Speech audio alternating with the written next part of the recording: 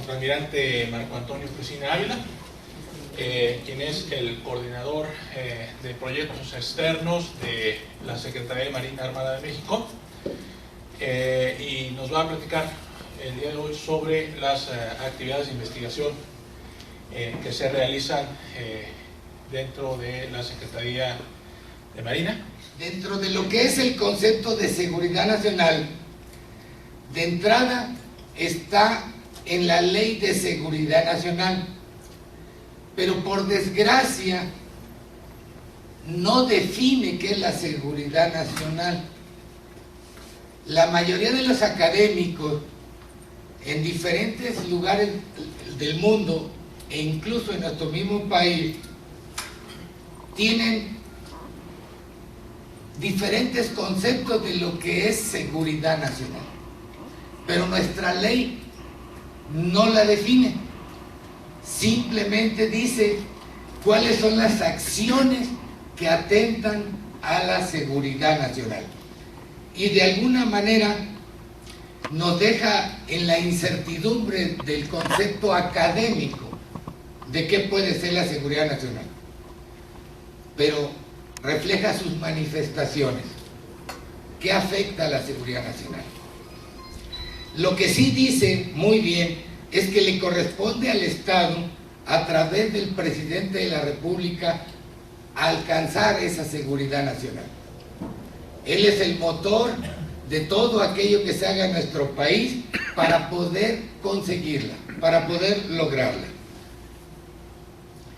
Aunque no esté definido y desprendido de diferentes académicos, lo que es un hecho es que la seguridad nacional comprende todo aquello que se necesite para obtener, lograr y mantener los objetivos nacionales permanentes. ¿Cuáles son estos objetivos? En términos generales, son los que están plasmados en la Constitución Política de los Estados Unidos Mexicanos. El derecho a la vida, el derecho a la salud, el derecho a la educación y todo aquello que está plasmado en nuestra Carta Magna. Y para ello hay que hacer muchísimas cosas para poder alcanzarlos.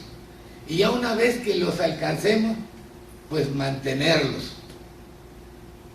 Aquí lo importante es que empiecen a ir viendo la diferencia en algún posible concepto sesgado de que seguridad nacional solo compete a las Fuerzas Armadas. La seguridad nacional, en términos generales, tiene dos grandes aspectos. Lo que compete al desarrollo, al desarrollo nacional, y lo que es la seguridad propiamente dicha. En este aspecto hay tal incertidumbre entre nuestra gente que, por ejemplo, el Plan Nacional de Desarrollo se enfoca prácticamente de manera directa al aspecto de desarrollo, pero deja por un lado el aspecto de seguridad. En el concepto de ciencia y tecnología, y estos datos que simplemente son para describir los resultados, están sacados del Estado General de la Ciencia que emite el CONACYT, y con estos resultados nos podemos dar cuenta que este tema está un poco del lado del desarrollo de la nación. Como ejemplo, la Ley de Ciencia y Tecnología dice que se debe de destinar al menos el 1% del Producto Interno Bruto. No llegamos ni siquiera al 0.5% de lo que destina el Estado. Y gran parte de ese 0.5% es de la industria, de la gente que de alguna manera debiera de ser por intereses propios la que más aportara en este sentido, pero estamos muy lejos del límite de la Ley de Ciencia y Tecnología. La fuerza laboral en nuestro país tiene un muy bajo nivel escolar. Por lo mismo, en cuestiones de productividad que requiera un poco más el conocimiento, pues se van a ver muy limitados, y por lo mismo pues poco van a aportar al desarrollo del país. El siguiente dato: en el país hay un reducido nivel de doctores y en general de posgrado, y en teoría quienes van a ayudarnos a resolver los problemas del país es esa gente que alcanzó conocimientos que no todos los demás tuvieron acceso, y que van a enfocarlos a resolver problemas específicos, problemas puntuales. En el país hay baja producción de artículos. Es increíble cuando se compara con otras naciones que no forzosamente son del primer mundo, cómo la producción de artículos de la gente con alto nivel académico, pues nos quedamos muy abajo de países que no son los más desarrollados, y sin embargo aportan más en esos aspectos al área de conocimiento, que se ve reflejado en las patentes. Actualmente, por cada mexicano que tiene una patente en nuestro país, hay 23 extranjeros que están sacando en México una patente. Y por último, las capacidades tecnológicas de las empresas mexicanas es muy débil.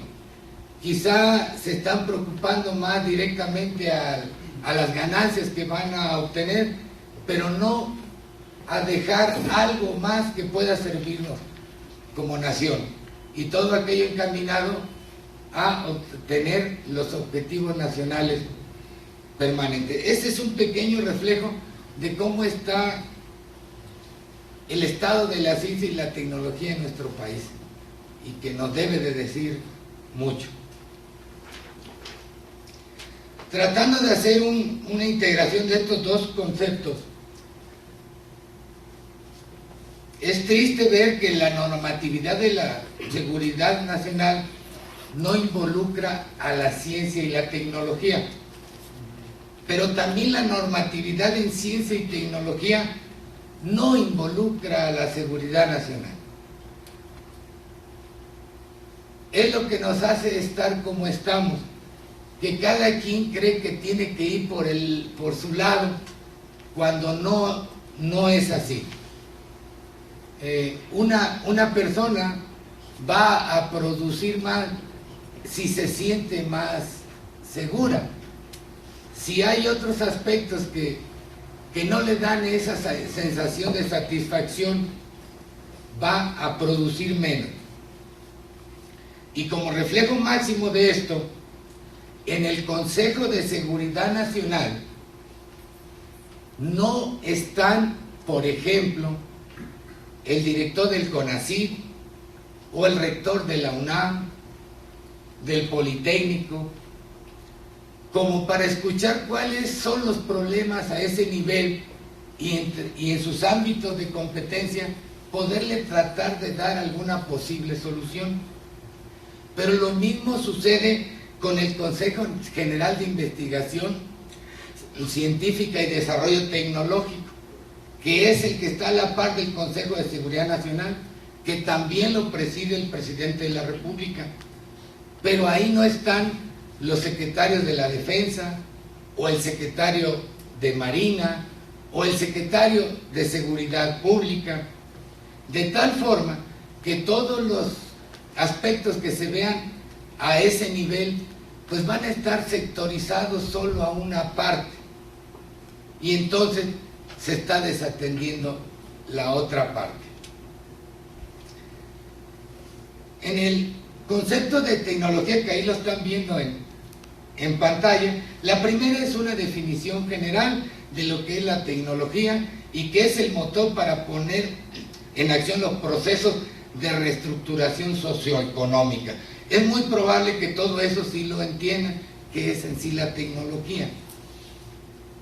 Esto se traduce en desarrollo, poder y hegemonía.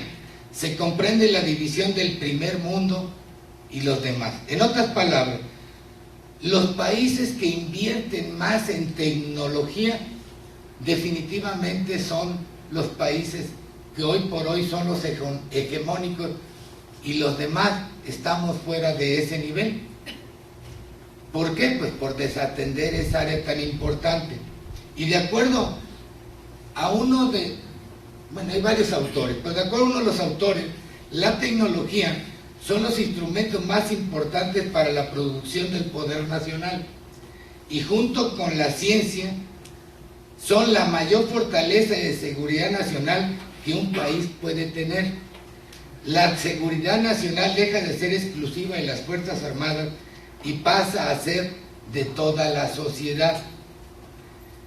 Ese es un concepto que en muchos lugares alrededor de él es como empiezan a hacer sus planeamientos en todas las áreas diferentes de un país.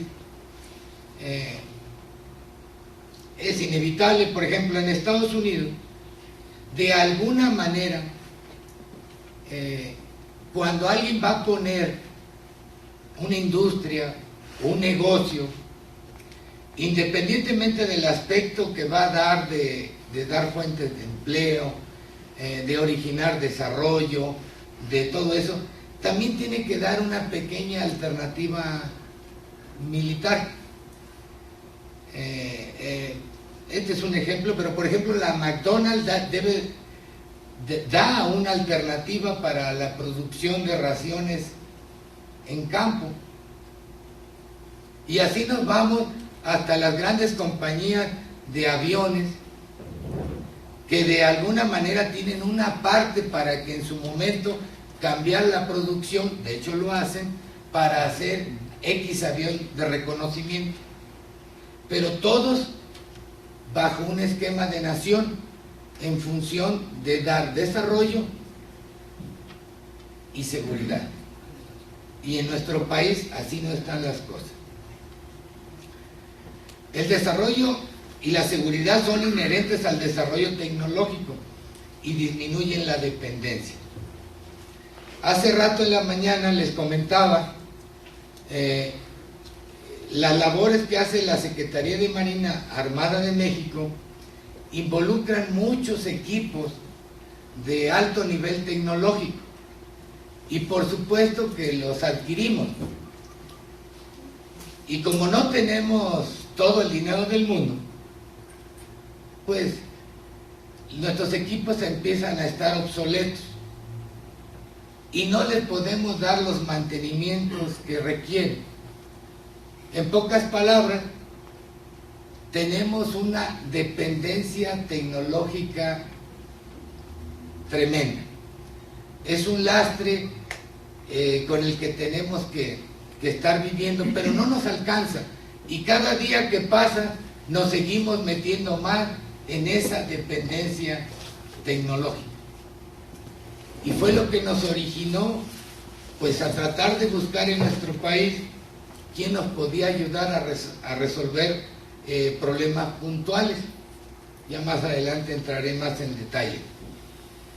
Y como una conclusión de esta parte, diré que la ciencia y tecnología es la mayor arma de seguridad nacional de un país y es el detonante de su desarrollo. Es lo que marca las diferencias en el mundo. Ahora sí, hablando un poquito más de la Secretaría de Marina. De acuerdo a la Ley Orgánica de la Administración Pública Federal, de entrada es una Secretaría de Estado, o sea, es parte del Poder Ejecutivo de nuestra nación. Dentro de la función o la función principal que le da la Ley Orgánica a la Secretaría de Marina es la de organizar, administrar y preparar a la Armada de México.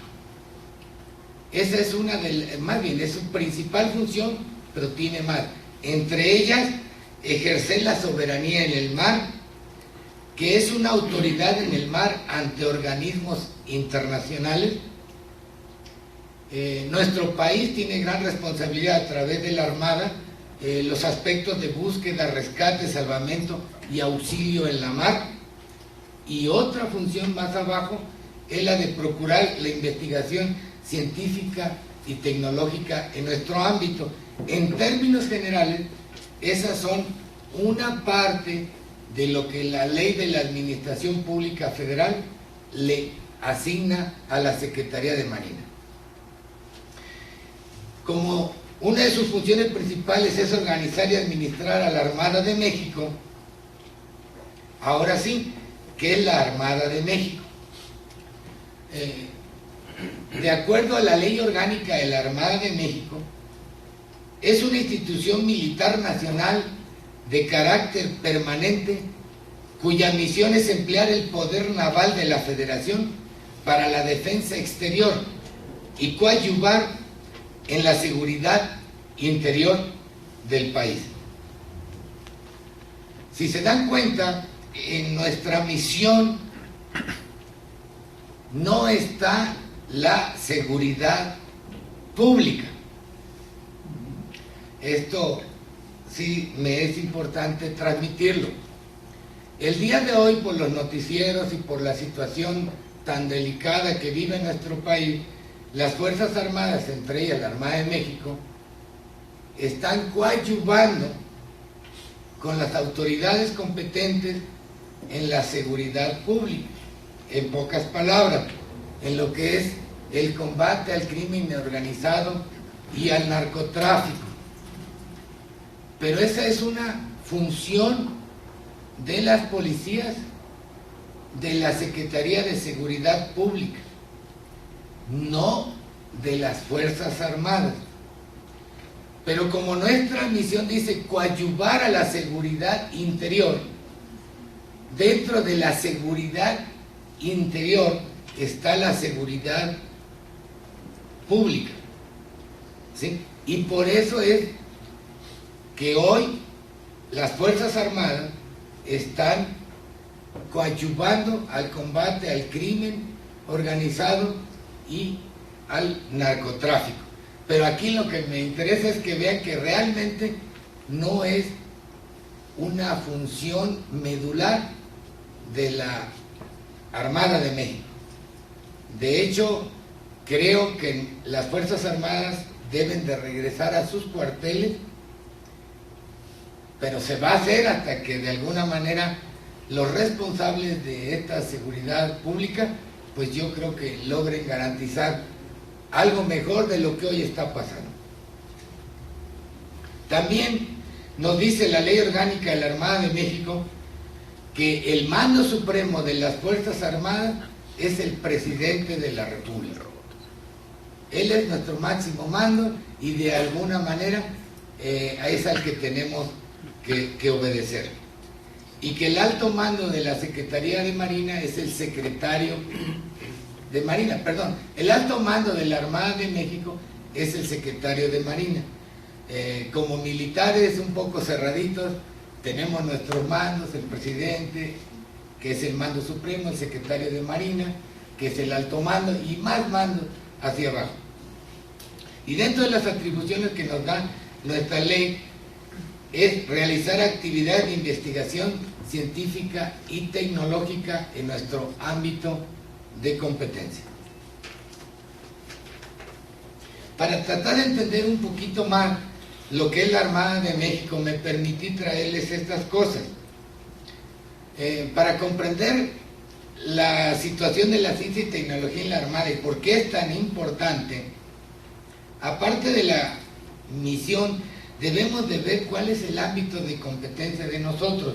Y aquí hay 3 puntos bien importantes que se traducen en la situación geoestratégica del país.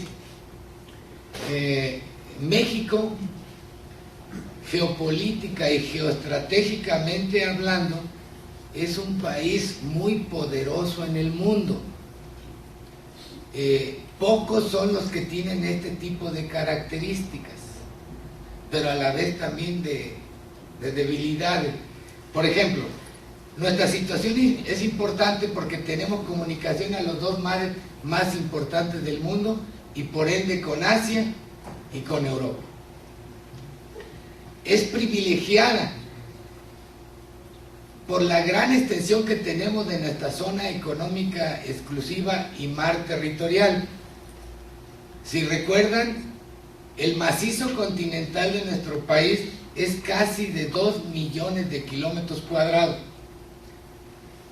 pero la superficie de nuestras aguas es casi 3,5 millones de kilómetros cuadrados.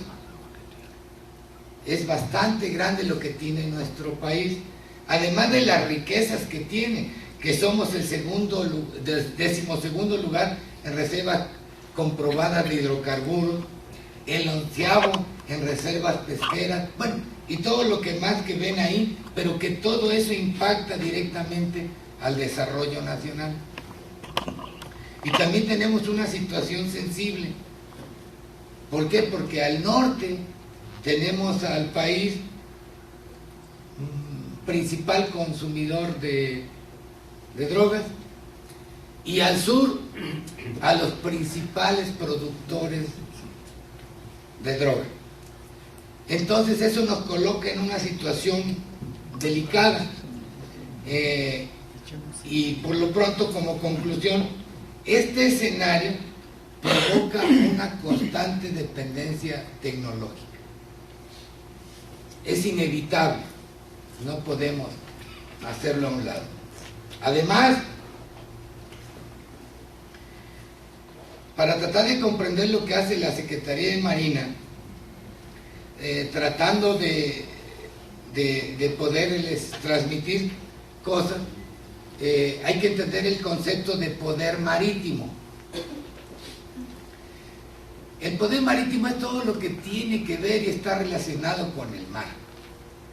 Principalmente toda la infraestructura que tenemos en nuestros litorales, en nuestras islas, la marina mercante, el comercio marítimo, el potencial humano industrial, las flotas pesqueras y de recreo, así como el poder naval.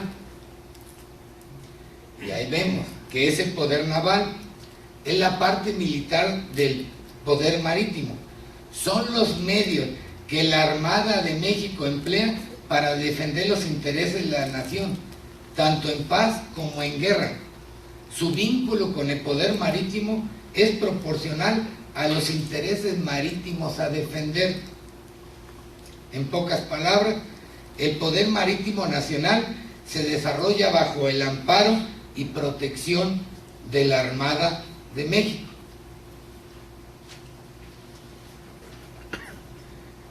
Otros aspectos del poder naval. Como función militar, le corresponde controlar el mar con vigilancia, salvaguardando los intereses, protegiendo instalaciones estratégicas y proyectando el poder naval. Como función socioeconómica, le corresponde preservar la vida humana, dar la seguridad a la navegación, crear un clima de seguridad, impulsar el poder marítimo y auxiliar a la población. Y como función diplomática, hacer presencia naval en las áreas marítimas acorde a la política exterior de nuestro país. Todo eso se debe de traducir en un concepto que se llama control del mar. El país que no puede manifestar un adecuado control del mar, pues va a perder recursos naturales. Por ahí van a transitar todo lo malo que se puedan imaginar. Bueno, este escenario no requiere una guerra o crisis para que se justifique, pero de alguna manera, con esto poco que les he hablado, lo digo a conciencia de que sé que son temas que ustedes jamás han tocado o muy pocos se han acercado a ellos, y ojalá esto les dé un poquito más la idea de lo que es la Secretaría de Marina y la Armada de México.